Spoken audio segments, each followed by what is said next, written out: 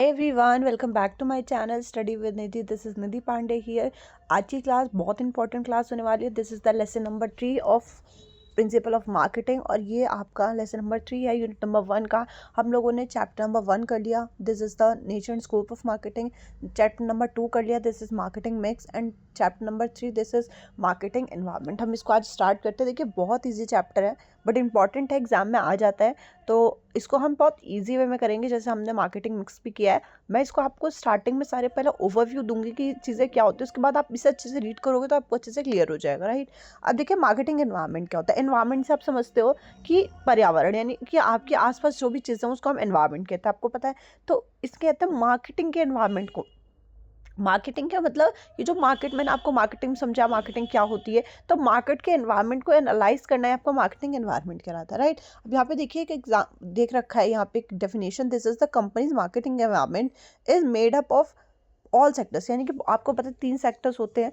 उस जितने भी सेक्टर्स हैं, जितने भी फोर्सेस हैं मार्केट के थ्रू, जितना भी मार्केट से घिरा हुआ एरिया है, मार्केट में जो काम चला, कस्टमर्स है मार्केट के आउटसाइडर, मार्केट के इनसाइडर, मार्केट के समान फोर्स, ये सब कुछ आपको मिलाकर आपको मार्केटिंग एनवायरनमेंट बनाता है। तो यानी मार्केट के आसपास जो मार्केटिंग से रिलेटेड जो भी चीज़ें हैं वो मार्केटिंग एनवायरनमेंट कहलाती है। इसमें कहते हैं companies marketing environment is made up of sectors and forces outside the firms function which infringe upon the ability of marketing and management to develop a maintain successful relation with firm target audience. ठीक है, I hope ये अच्छे से clear होगा कि marketing environment क्या है। जितना भी मार्केट के आसपास घिरा हुआ एरिया, मार्केट से रिलेटेड जो भी चीज़ें हैं वो आप इधर वो इनसाइड हो इधर वो आउटसाइड हो, मतलब बेसिकली यहाँ पे हम इस चैप्टर में आउटसाइड की बात करने वाले हैं, तो वो आपका मार्केटिंग एनवायरनमेंट कहलाता है, राइट।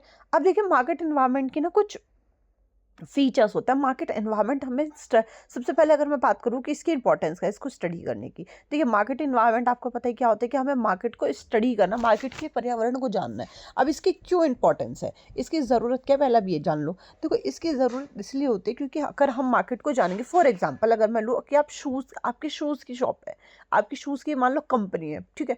तो आप ये देखते हो कि यार अगर मैं मार्केट एनवायरनमेंट को स्कैन करता हूँ तो मुझे ये पता चलेगा कि लोग किस तरीके के जूते पहनना पसंद करते हैं, ठीक है। लोग किस चीज़ से बचते हैं, कि कौन से ऐसे शूज़ है जिस टाइप के शूज़ से वो लोग नहीं, वो पसंद नहीं करते, या फिर कौन से ऐसे शूज़ हैं जो उनकी प्रेफरेंस में आती है कि अरे ये वाली चीज़ मैं लूँगा तो ये मेरी प्रेफरेंस में होगी। तो वहाँ से आप लोगों को आइडेंटिफाई अपॉर्चुनिटीज़ मिलेगी, यानी कि अब मैं कौन सी, वहाँ पे अगर आप मार्केट को एनवायरनमेंट को चेक करोगे, मार्केट के एनवायरनमेंट को स्कैन करोगे, तो वहाँ पे आपको जानने को मिलेगा अच्छा कौन कौन सी अपॉर्चुनिटीज़ हैं जो लोगों को पसंद है, तो मुझे अपॉर्चुनिटी मिलेगी काम को करने की। नेक्स्ट आपको थ्रेट आइडेंटिफिकेशन, आपको थ्रेट भी पता लगेगा कि आपको कौन सी चीज़ें नहीं करनी है जो लोगों को पसंद नहीं आती, जो मार्केट में पसंद नहीं आती है। नेक्स्ट आपको प्लान और पॉलिसी फॉर्मुलेशन मिलेगा, आपको कुछ प्लान मिल जाएगा, अच्छा ये चीज़ मैं कर सकता हूँ, ये आप ये पॉलिसी लगा सकता हूँ, अच्छा इसने ये वाली पॉलिसी लगाई थी तो इसके सक्सेसफुल हुई। तो अगर आप मार्केट को स्कैन करोगे, मार्केट इन्वायरमेंट को स्कैन करोगे, तो आपको काफ़ी चीज़ें मिलेंगी। इमेज बिल्डिंग होगी, यानी कि अगर आप लोग चेंज को अडेप्ट करते हो, यानी कि आपने फॉर एग्जांपल आपने किसी को देखा है उसने प्यूमा के शूज़ पहन रखे थे और आपने उसको उस पर एक्सपेरिमेंट, मतलब उस पर रिसर्च किया कि अरे यार वो बहुत चलता है ये वो, तो आपकी जब आप उसे बनाना शुरू करोगे तो आपकी इमेज भी बहुत अच्छी रहेगी, यानी गुडविल भी अच्छी होगी, राइट। नेक्स्ट आपके पास देखिए, अब मैंने आपको ये समझा दिया कि इसकी इंपॉर्टेंस क्या है, आई होप आपको अच्छे से क्लियर हो गया होगा। अब देखते हैं इसके फीचर्स क्या है। देखिए अब फीचर्स यानी कि जो मार्केट एनवायरनमेंट है उसको स्कैन करना है, ठीक है, यानी कि ओवरऑल कंज्यूमर्स को जानना है, ठीक है। अब इसका नेक्स्ट चैप्टर भी है आपका कंज्यूमर बिहेवियर, वो भी बहुत अच्छा चैप्टर, वो भी इससे रिलेटेड ही है, पर वहाँ पे कंज्यूमर की बात करी गई, यहाँ पे ओवरऑल मार्केट की बात करी गई है, राइट। तो यहाँ पे देखिए मार्केट को अगर हम एनवायरनमेंट को जानते हैं तो सबसे पहली चीज़ है कि मार्केट जो है वो चेंज होती रहती है, डायनेमिक है, डायनेमिक का मतलब चेंजेबल होती है। तो मार्केट में जो कंज्यूमर के प्रेफरेंसेस हैं, कंज्यूमर की टेस्ट है, ये सब चेंज होते हैं, टेक्नोलॉजी चेंज होती रहती है मार्केट के अंदर, तो ये सब चीज़ें भी हमें ध्यान रखनी होती है कि ये जो डायनेमिक फीचर होता है, ठीक है। फिर आता है रिलेटिव है, रिलेटिव यानी एक चीज़ जो है वो दूसरी चीज़ से रिलेटेबल होती है मार्केट के अंदर। फॉर एग्जाम्पल अगर किसी को साड़ी पहननी है, ठीक है, साड़ी अगर कोई पसंद करता है पहनना, तो वहाँ पे ना मतलब जैसे एक साड़ी होती है, बट क्या होता है ना, बहुत सारे फैब्रिक अलग होता है, कॉटन की साड़ी है, रेशम की साड़ी, इस तरीके की साड़ी है जो है वो बहुत चलती है। तो ये जो है वो एक बस है तो चीज़ साड़ी ही ना, तो वही चीज़ मैं बता रहे कि रिलेटिव मेजर भी होता है। नेक्स्ट है अनसर्टेन होती है, मतलब हम यहाँ पे कुछ भी चीज़ सर्टेन नहीं कर सकते। कोई भी अगर फॉर एग्जांपल कोई भी ऐसी पॉलिसी आ गई, फॉर एग्जांपल आप प्यूमा के शूज़ बनाते हो और कोई भी ऐसी पॉलिसी आ गई, नहीं नहीं ये वाली कंपनी आज से बंद, टेक्नोलॉजी आ गई, टेक्नोलॉजी में चीज़ें, बहुत सारी चीज़ें जो है वो शिफ्ट हो जाती हैं टुवर्ड्स व्हाट, टुवर्ड्स कंप्यूटर के थ्रू बहुत सारी चीज़ें शिफ्ट हो जाती है, तो उसमें भी ये अनसर्टेनिटी होती है। कोई ऐसी आप कह सकते हैं स्कीम आ गई गवर्नमेंट की जिससे आपको नहीं पता था और आपकी कंपनी को नुकसान होता है, इज कॉल्ड अनसर्टेन। नेक्स्ट है कॉम्प्लेक्सिटी। कॉम्प्लेक्सिटी का मतलब होता है यहाँ पे बहुत ज़्यादा कॉम्प्लिकेटेड होता है नेचर में। अगर आप क्योंकि मार्केट के अंदर बहुत सारे कंपोनेंट्स होते हैं, ठीक है, उन पे हर एक एक कंपोनेंट से इंटरेक्ट करना बहुत ज़्यादा कॉम्प्लेक्स हो जाता है, तो इसको हम कॉम्प्लेक्सिटी भी या कॉम्प्लेक्स फंक्शन भी बोलते हैं, राइट। अब देखिए ये तो था आप लोगों का कि इसके क्या फीचर्स है। मार्केट एनवायरनमेंट हमने पढ़ा, वो आपको अच्छे से पता होना चाहिए, ये वाली डेफिनेशन आप जरूर रीड करके जाइएगा। उसके बाद उसके फीचर्स पढ़े, 4 फीचर। उसके बाद हमने उसके इंपॉर्टेंस पढ़े, 4 इंपॉर्टेंस भी अच्छे से करके जाइए, क्योंकि कई बार क्या कहते हैं कि व्हाट इज मार्केटिंग एनवायरनमेंट, इसके इंपॉर्टेंस बताओ, इसके 4-5 क्वेश्चन एक ही साथ पूछ लेते हैं, ठीक है। अब देखिए एनवायरनमेंट को स्कैन करना। अब अच्छा, आपका सबसे इंपॉर्टेंट मतलब आपका चैप्टर स्टार्ट हो रहा है जाके कि मार्केट का एनवायरनमेंट क्या है, उसको स्कैन करना है। तो एनवायरनमेंट को स्कैन करने का क्या मतलब होता है, मैं आपको थोड़ा सा अगर बताऊं, वेट, यस, ये रहा। देखो मार्केट को स्कैन करने का मतलब आप ये सब भूल जाओ कि आप ये सब पढ़ रहे हो। मैं आपको एकदम लॉजिकल चीज़ बताती हूँ। मार्केट को स्कैन करोगे ना जब आप मार्केट के एनवायरनमेंट को स्कैन करने के बाद आपको बहुत सारी चीज़ें जानने को मिलेंगी। आपने फॉर एग्जांपल जैसे मैंने दिया, आपने मार्केट को स्कैन किया, आपको बहुत सारी चीज़ें ऐसे जानने को मिलेंगी। अच्छा ये जो कंज्यूमर्स है वो ये पसंद करते हैं, अच्छा ये तो बिल्कुल पसंद नहीं करते तो इसे तो नहीं बनाना, अच्छा इसे पसंद करते तो इसे बनाऊंगा, इस पर मैं अपने प्रेफरेंस दूंगा, ठीक है। उसके बाद अच्छा जो कंज्यूमर्स है वो ये चीज़ ज़्यादा यूज़ करना पसंद करता है, इस तरीके का बिहेवियर भी अच्छा लगता है उन्हें, इस तरीके से मतलब काफ़ी चीज़ें आपको नई नई जानने को मिलती है। तो यहाँ पे देखिए आपको दिया गया है, जो मैं चीज़ बता रही हूँ सिर्फ उसे रीड करना आप। The study of interpretation of political, economic, social, technological events, जो कि ट्रेंड में चल रहा है, ट्रेंड जानना, ठीक है। टेक्नोलॉजी किस तरीके से चेंज हो रही है वो जानना कि अच्छा ये वाली, अच्छा इससे कंप्यूटर से जल्दी काम होता है क्या, अच्छा ये भी मैं भी अपना लूँगा। उसका इकोनॉमिक तरीके से किस तरीके से ये तो अभी हम सारा के सारे फॉर्म्स पढ़ेंगे, डोंट वरी। तो ये सब चीज़ें जानने के बाद ओवरऑल मार्केट को ट्रेंड जानना कि अरे ट्रेंड पे चल रहा है, इसको करूँगा तो ये भी मेरा भी बिकेगा। इस तरीके से स्कैन करके चीज़ों को आउटपुट निकालना कि आपने इन्वायरमेंट स्कैनिंग से क्या निकाला, उसको हम कहते हैं इन्वायरमेंट स्कैनिंग, राइट। अब देखिए इसकी ज़रूरत क्या है, वही सेम है, सेम ज़रूरतें हैं यहाँ पे भी कि हम ऑब्वियस सी बात है कि आपने वहाँ पे जब वो मार्केट के एनवायरनमेंट को देखा तो यहाँ पे आपने मार्केट के एनवायरनमेंट को स्कैन करा है, चीज़ों को जाना। तो वही चीज़ है, स्ट्रेंथ को आइडेंटिफाई करना, वीकनेस को आइडेंटिफाई करना, अपॉर्चुनिटीज़ को देखना, थ्रेट्स को आइडेंटिफाई करना, ठीक है। ऑप्टिमल रिसोर्स, अगर आप एनवायरनमेंट को स्टडी करते हो तो आपको अपनी कंपनी की भी वीकनेस पता लगेगी, अपनी कंपनी की स्ट्रेंथ पता लगेगी, आप बाहर के अपॉर्चुनिटीज़ भी लाओगे अपनी कंपनी में, थ्रेट्स को देखोगे कि यार ये चीज़ मैं कंपटीशन फेस कर सकता हूँ, इसको मैं और अच्छे से करूँगा। नेक्स्ट है कि आप रिसोर्सेज का अच्छे से यूज़ करोगे, ऑप्टिमल मतलब optimum level of use of resources, ठीक है। उसके बाद फिर सर्वाइवल और ग्रोथ भी अच्छे से करोगे, एंड देन लॉन्ग टर्म की स्ट्रैटेजी प्लान करोगे कि यार अब मैं ये सारी चीज़ें स्कैन करके आई हूँ, ये दिक्कत है, सब चीज़ देख ली कि हाँ भाई पहले मैंने थ्रेट को आइडेंटिफाई किया और मैंने अपनी वीकनेस को आइडेंटिफाई किया और अपनी अपॉर्चुनिटी को आइडेंटिफाई किया, देन मैंने अपने रिसोर्सेज का अच्छे से यूज़ भी किया ऑप्टिमम तरीके से, सर्वाइवल भी ली, ग्रोथ भी ली, बट अब मैं लॉन्ग टर्म के लिए अपनी कंपनी को प्लान कर सकता हूँ कि उसकी लॉन्ग टर्म की, क्योंकि ऑब्वियस सी बात है कंपनी तो आप चाहोगे कि लॉन्ग टर्म रन करे, तो उसको चलाने की स्ट्रेटेजी भी यहाँ पे प्लान करते हैं, राइट। अब देखिए वो करने के लिए ना एक स्मार्ट मार्केटिंग बनाई गई है, दिस इज स्वॉट, बहुत इंपॉर्टेंट है, एग्जाम में हो ही नहीं सकता कि एग्जाम में ना आए, very very important topic of this chapter, this is स्वॉट analysis. स्वॉट analysis के ना 4 होता है। अगर आप कभी भी मार्केट को स्कैन करके आते हो तो आपको 4 चीज़ों पे काम करनी है। अभी हमने ऊपर भी पढ़ा है कि स्ट्रेंथ को हम आइडेंटिफाई करते हैं, वीकनेस को आइडेंटिफाई करते हैं, अपॉर्चुनिटीज़ को आइडेंटिफाई करते हैं, थ्रेट्स को आइडेंटिफाई करते हैं। अब सबसे पहले अगर मैं देख लूँ कि स्ट्रेंथ, ये चारों चीज़ों को अगर हम थोड़ा सा पढ़ें तो स्ट्रेंथ का मतलब क्या होता है कि आपकी ताकत क्या है। अगर आप अपनी कंपनी में फॉर एग्जांपल अगर आपकी कंपनी को देखो, आपकी कंपनी है उसकी ताकत क्या, आप देखोगे कि यार मेरी कंपनी की ताकत ये है कि मेरे कंज्यूमर्स ना जो मेरे वर्कर्स हैं ना वो बहुत अच्छे हैं, वो सही से काम करते हैं, उनको काम करने में कोई प्रॉब्लम, तो ये आपकी स्ट्रेंथ है, मजबूती है। वीकनेसेस ये हो सकती है कि यार मुझे इन सब चीज़ों में मेरे पास रिसोर्सेज कम है, जो और लोगों के पास ज़्यादा रिसोर्सेज हैं, यानी कि मेरे पास ना मैं जो मेरे वर्कर्स हैं वो सही से काम नहीं कर पाते, तो ये सब आपकी वीकनेसेस हैं, राइट। उसके बाद अपॉर्चुनिटीज़, यानी कि आप कौन कौन सी ऐसी चीज़ें हैं जिसका आप एडवांटेज ले सकते हो, उसको हम कहते हैं अपॉर्चुनिटीज़। अपॉर्चुनिटीज़ और स्ट्रेंथ फ़र्क होता है। स्ट्रेंथ होता है जो आपकी ताकत है ऑलरेडी है आपकी कंपनी में, उसको कहते हैं हम स्ट्रेंथ।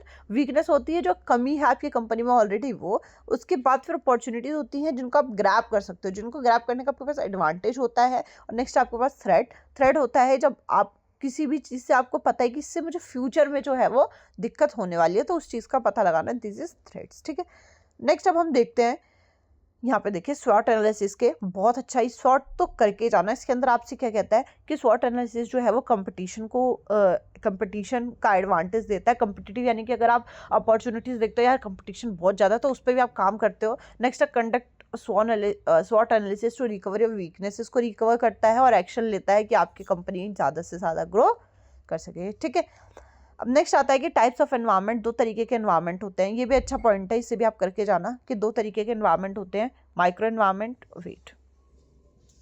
माइक्रो एनवायरनमेंट और मैक्रो एनवायरनमेंट। अब माइक्रो मैक्रो आप लोगों ने छोटी क्लासेस में पढ़ा होगा। माइक्रो होता है जो, मैं आपको थोड़ा सा याद करने का तरीका बताती हूँ। माइक्रो होता है जो छोटी जगह पे होते हैं, छोटे छोटे छोटे छोटे, और मैक्रो जो होता है बहुत बड़ा होता है। इससे आप याद कर सकते हो। ठीक है, और मैं तो इसी से अभी तक भी याद किया है कि माइक्रो जो है वो छोटा होता है और मैक्रो जो है वो बड़ा होता है। इस वजह से आप माइक्रो क्या है, माइक्रो आप इससे भी याद कर सकते हो माइक्रोस्कोप। माइक्रोस्कोप का क्या होता है, छोटी छोटी चीज़ों को देखना, तो माइक्रो से आप माइक्रोस्कोप से याद कर सकते हो। तो इसमें कहते हैं जो माइक्रो इन्वायरमेंट है ये बहुत इंटरमीडिएट सराउंडिंग्स होता है, यानी कि ये बहुत आसपास की चीज़ों को ही, ये जो मार्केट एनवायरनमेंट के आसपास चीज़ों को ही स्कैन करता है। बट जो मैक्रो होता है वो काफ़ी ज़्यादा चीज़ों को स्कैन करता है। इसको हम मैक्रो एनवायरनमेंट कहते हैं, जिससे कि हम ये बहुत सारी चीज़ों को, बहुत सारे चीज़ों को ये है स्कैन करता है। बट माइक्रो जो है वो इनसाइड द कंपनी और बहुत आसपास, कंपनी के बहुत आसपास कम चीज़ों को जो है स्कैन करता है। ठीक है, अब अगर मैं यहाँ पे देखूँ, ये देखिए आपको माइक्रो एनवायरनमेंट के बारे में बताया कि माइक्रो एनवायरनमेंट क्या होता है। देखिए माइक्रो एनवायरनमेंट बताता है कि ये जो ऑर्गेनाइजेशन से रिलेटेड, जो भी ऑर्गेनाइज आपकी कंपनी से रिलेटेड ही चीज़ों को स्कैन करता है, फालतू चीज़ें नहीं। जैसे कि आपके कंपनी के सप्लायर्स हो गए, जो आपको सामान सप्लाई करता है, उनके बारे में ये चीज़ों को स्कैन करेगा कि वो कैसे काम कर रहे हैं, क्या काम कर रहे हैं, उनको क्या चाहिए क्या नहीं चाहिए। इंटरमीडिएटरीज हो गए, जो इंटरमीडिएटरीज आपके होते हैं, जो दलाल होते हैं, जो मतलब बीच में आपके कस्टमर तक जो बीच में आपका काम करता है, इंटरमीडिएट, उनको देखेगा कि यार वो सही से काम कर रहे हैं नहीं, वो क्या कर रहे हैं, इस तरीके से वो उस चीज़ों को स्कैन करेगा। देन कंपटीटर्स को देखेगा, यानी कि जो आपकी कंपनी से बहुत ज़्यादा रिलेटेबल है, माइक्रो से उसका माइक्रो जो उसका काम करता है, जो आपकी कंपनी को डायरेक्ट इन्फ्लुएंस करता है, आप ऐसे याद रख सकते हो। आपकी कंपनी को डायरेक्टली इन्फ्लुएंस करते हैं, उनको जो है वो माइक्रो काम करता है। ठीक है, छोटे लेवल पे। और कस्टमर्स का ध्यान देगा, कस्टमर्स तो इंपॉर्टेंट है आपकी कंपनी में, तो कस्टमर्स को किस तरीके का सामान चाहिए, इस तरीके से वो सारी चीज़ें। और कंपनी के, मैंने आपको बताया कंपनी के इंटरनल एनवायरनमेंट, जो आपकी कंपनी के अंदर है, जो आपके वर्कर्स क्या काम कर रहे हैं, जो आपके सप्लायर्स वो क्या काम कर रहे हैं, उनकी वेजेस सही से गई हैं यानी, हर एक चीज़ जो उनकी सैलरी गई है यानी, इन सब चीज़ों का ध्यान रखिएगा। जो इंटरनली ध्यान रखता है वो आपका माइक्रो होता है।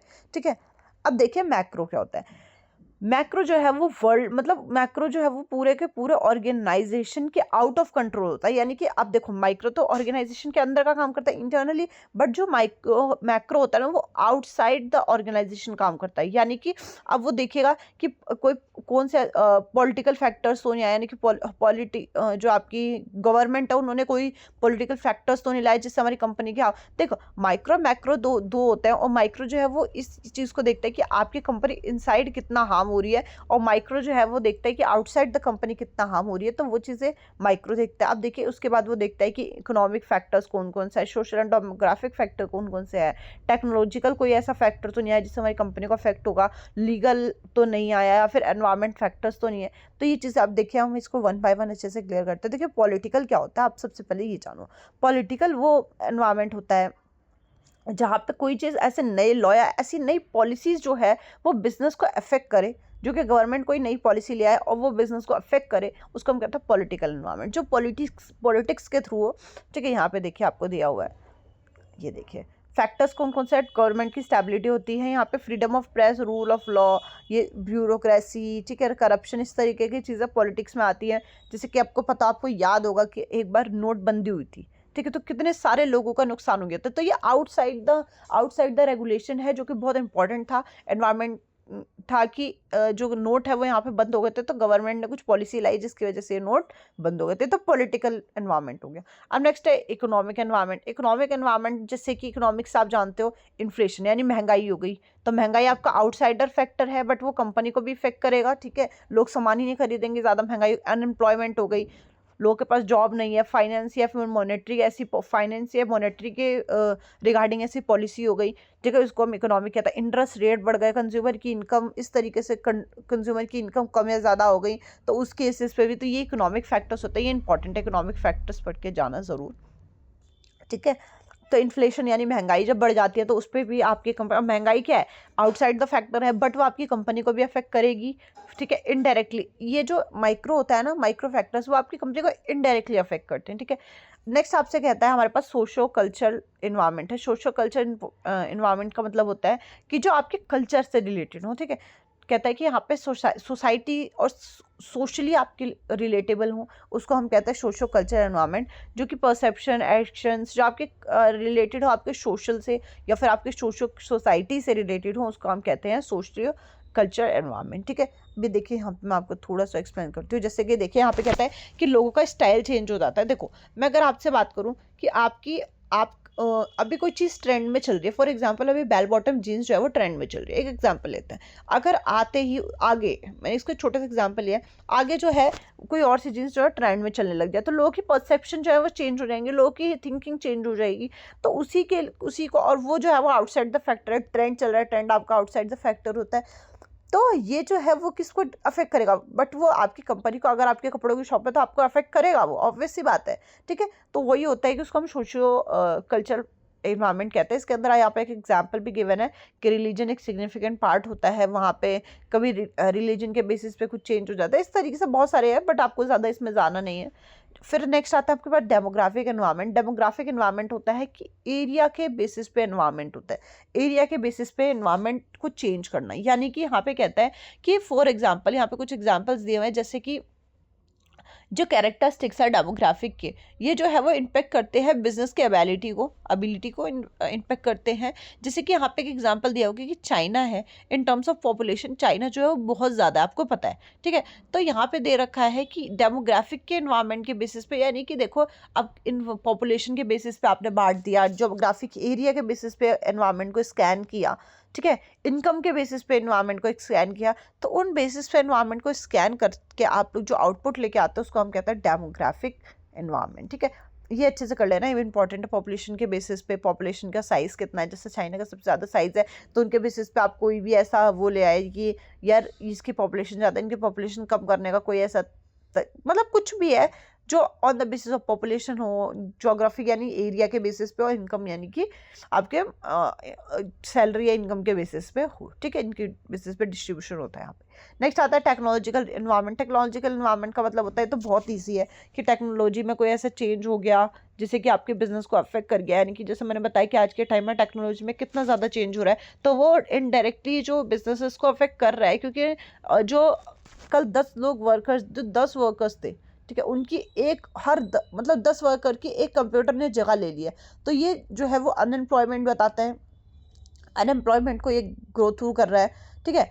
अब ये मैं आपको बताऊं कि टेक्नोलॉजी रिफॉर्म के फैक्टर्स कौन कौन से, ये रिसर्च और डेवलपमेंट करता है, ऑब्वियसली बात है, टेक्नोलॉजी है तो रिसर्च और डेवलपमेंट होगी सबसे पहले, देन टेक्नोलॉजी चेंज होती है। मैंने आपको बताया कि जैसे पहले क्या था कि 10 वर्कर्स काम करते थे, उसकी जगह कंप्यूटर ही बहुत सारा काम करके रख देता है, ठीक है। उसके बाद रिस्क कौन कौन से है टेक्नोलॉजिकल एनवायरनमेंट में, इस चीज़ को हम एनालाइज करते हैं, ठीक है, कि यहाँ पे जो है वो नई टेक्नोलॉजी आती है जब, तो लोग उसे ऑप्ट नहीं कर पाते जल्दी से, उसको समझने में टाइम लगता है, तो वो जो है वो आपका रिस्क भी, और अगर लोग समझ ही नहीं पाए, वो अच्छे से काम ही नहीं कर पाया, तो ये भी आपका रिस्क एनवायरनमेंट में, रिस्क फैक्टर में आता है, ठीक है। फिर नेक्स्ट आपसे कहता है एनवायरनमेंट फैक्टर। एनवायरनमेंट फैक्टर वो आपका इकोनॉमिक फैक्टर था, ये हम आपका एनवायरनमेंट फैक्टर पढ़ते हैं। एनवायरनमेंट फैक्टर देखो आपसे क्या कहता है, ओके ऑलराइट। नेक्स्ट आपसे कहता है एनवायरनमेंट फैक्टर क्या होता है। एनवायरनमेंट मतलब कि जो आपका पर्यावरण है, यहाँ पे देखिए natural resources environment are used by company raw material to produce product. यहाँ पे कहता है कि एनवायरनमेंट के बेसिस पे हम क्या करते हैं कि जितना भी हमारा रॉ मटेरियल उससे हम लोग गुड्स को प्रोड्यूस करते हैं, तो इसके अंदर यही बताता है कि जो नेचुरल फैक्टर्स होते हैं मार्केटिंग के, नेचुरल रिसोर्सेज होते हैं, इन सब चीज़ों से हम किस तरीके से अपना प्रोडक्शन करते हैं। तो नेचुरल रिसोर्सेज सबसे पहले हम वहाँ पे लगाते हैं, देन हम वेदर और क्लाइमेट को चेक करते हैं, ठीक है, वेदर और क्लाइमेट कितना है, इस तरीके से हमारी प्रोडक्शन हो पाएगी या नहीं हो पाएगी, कौन से वेदर में कौन सी चीज़ हमें प्रोड्यूस करनी चाहिए। नेक्स्ट आपके पास पोल्यूशन है। पोल्यूशन भी आप देख सकते हो कि अरे आप पोल्यूशन मतलब एनवायरनमेंट के रिगार्डिंग आप क्या देखोगे, सबसे पहले वेदर, सबसे पहले नेचुरल रिसोर्सेज देखोगे, देन वेदर और क्लाइमेट देखोगे, देन पॉल्यूशन जो भी है वो भी आपका एनवायरनमेंट में आता है, पर्यावरण में आता है। ये तीनों पार्ट होता है पर्यावरण के, अच्छे से करके जाना, ये भी एग्जाम में कई बार आ जाता है। आप इसे अच्छे से रीड कर लेना, ठीक है। नेक्स्ट आपके पास कहता है एथिकल फैक्टर्स क्या होता है। एथिकल फैक्टर्स में हम ऑलरेडी एक बार डिस्कस कर चुके हैं कि पेस्टल आपको, पेस्टल तो अभी हम पढ़ ही रहे हैं, ठीक है। पेस्टल का जो ई पार्ट है, this is ethical and ethical factor. Ethical factor से आप क्या समझते हो, एथिकल जो आपका फैक्टर है वो आपको मोरल, मतलब ऐसी इश्यूज बताता है। एथिकल इश्यूज यानी कि जो ऐसी चीज़ें होती हैं जो बहुत मोरल और एथिकल इश्यूज को जो है वो कंट्रीब्यूट करती है, ठीक है। देखिए मोरल आप कह सकते हो जो आपकी मोरालिटी होती है, ठीक है, जो फेयर ट्रेड यानी कि आपको चीज़ें राइट होनी चाहिए। एथिकल मतलब होता है कि शुद्ध, इस तरीके से आप समझ सकते हो। तो यहाँ पे कहता है कि आपकी ये कॉर्पोरेट सोशल रेस्पॉन्सिबिलिटीज़ को भी ये मतलब हेल्प करती है, ठीक है। उसके बाद आपसे कहता है कि देखो इसके अंदर कौन कौन से फैक्टर्स आते हैं। रिमूव करता है हजार्ड्स को, हजार्ड्स यानी कि जो बेकार चीज़ें हैं वर्क प्लेस से, उसको रिमूव करता है। देन आपसे बोलेगा कि आप ये जो है वो एथिकल मार्केटिंग प्रैक्टिसेस को यूज़ करता है, यानी कि शुद्ध मार्केटिंग प्रैक्टिसेस को यूज़ करता है आइटम्स के थ्रू, सर्विसेज के लिए, रिस्पेक्ट करता है मोरल्स की, ठीक है। मोरल्स यानी कि जो भी आपको आप कह सकते हो कि आपके मे बी मोरल्स मतलब you can say your upbringing sides, जो भी आप उसकी रिस्पेक्ट करता है, को वर्कर्स की, कस्टमर्स की वैल्यूज़। आपको एथिकल का मतलब होता है रिस्पेक्ट एक तरीके से, ठीक है, टूवर्ड्स योर काम, जो भी आपके साथ काम कर रहे हैं, जो भी आपके कस्टमर्स हैं, आपके पार्टनर्स, इस तरीके से। नेक्स्ट कहता है कि इनसाइडर ट्रेडिंग, फैसिलिटेटिंग जो है वो मर्जर्स के लिए। और लास्ट आपको 3R को प्रमोट करता है, आपको पता ही है, रिड्यूस, रीयूज़ और रिसाइकल। आपको पता है, यूज़ करो, रिड्यूस करो और रिसाइकिल करो उन चीज़ों को, ठीक है। तो आई होप आपको ये 6 के 6 फैक्टर्स अच्छे से, ये 6 के 6 फैक्टर्स तो ज़रूर करके जाना, ठीक है। उसके बाद इसकी इंपॉर्टेंस क्या है मार्केट एनवायरनमेंट की। देखिए मार्केट एनवायरनमेंट तो हम इतना अभी ऊपर भी हम पढ़ के आए, तो इसको तो मैं आपको नहीं पढ़ाऊंगी। देखिए बहुत ईजी है, इसको आप अच्छे से रीड करोगे कि आइडेंटिफाई करना अपॉर्चुनिटीज़ को।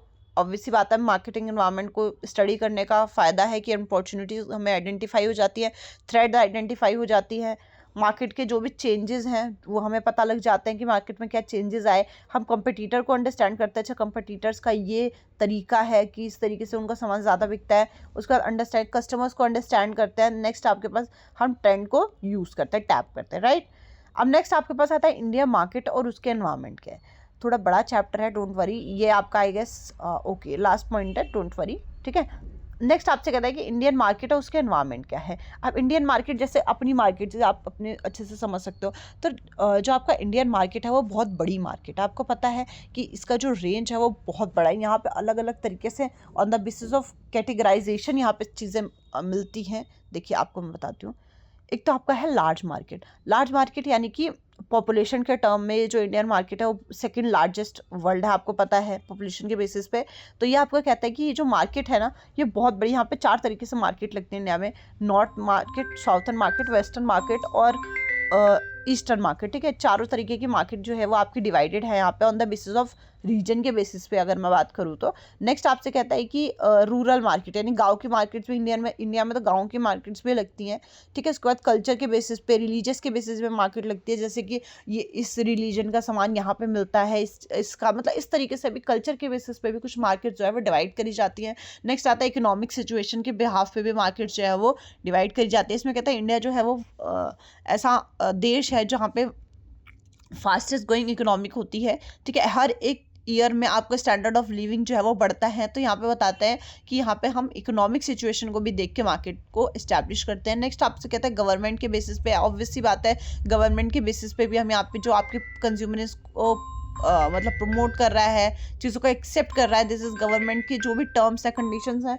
उनको ध्यान में रख के भी हम यहाँ पे मार्केट को जो है वो कंट्रीब्यूट करते हैं, राइट। नेक्स्ट आपसे कहता है इंटरमीडिएटरीज जो जिससे जो आपका जो भी सामान बना रहे हैं, प्रोड्यूसर हैं, उनको कस्टमर तक पहुंचाना, बीच में एक इंटरमीडिएटरी का काम होता है। तो वो भी आपको यहाँ पे उसका भी ध्यान रखना होता है। यहाँ पे कहते हैं 2 डिस्ट्रीब्यूशन सिस्टम होता है, सॉरी पब्लिक डिस्ट्रीब्यूशन सिस्टम, और आपके पास पब्लिक डिस्ट्रीब्यूशन सिस्टम में होता है जहाँ पे आप डायरेक्टली सोल्ड करते हो, कस्टमर को बाय गवर्नमेंट के ऑर्गेनाइजेशन कोई भी है, उसके थ्रू आपने कोई गवर्नमेंट ने स्कीम बना रखी है, आपने सामान प्रोड्यूस किया, वहाँ पे आपने दिया उसको, आपको पैसा मिल गया, दिस इज योर पीरियड। और नेक्स्ट आपसे कहते हैं कि ओपन मार्केट होती है, जहाँ पे आप एज अ प्रोडक्शन आप जैसे आप शॉप पे लेके बैठे हो प्रोड्यूसर, उसके बाद आप लोगों ने यहाँ पे डायरेक्टली कंज्यूमर को दिया, या फिर उसके बीच में इंटरमीडिएटरीज आ गए, तो इसके अंदर आपके इंटरमीडिएटरीज काम आते हैं, जिसके अंदर आपके होलसेलर्स हो गए, रिटेलर्स हो गए, ब्रोकर्स हो गए, और फोर्थ आपका इंटरमीडिएटरीज होता है। ठीक है, तो आई होप ये अच्छे से, एक तो आपका प्रोडक्शन पब्लिक डिस्ट्रीब्यूशन सिस्टम हो गया, नेक्स्ट आपके जो आप ओपन मार्केट सिस्टम जो है वो अच्छे से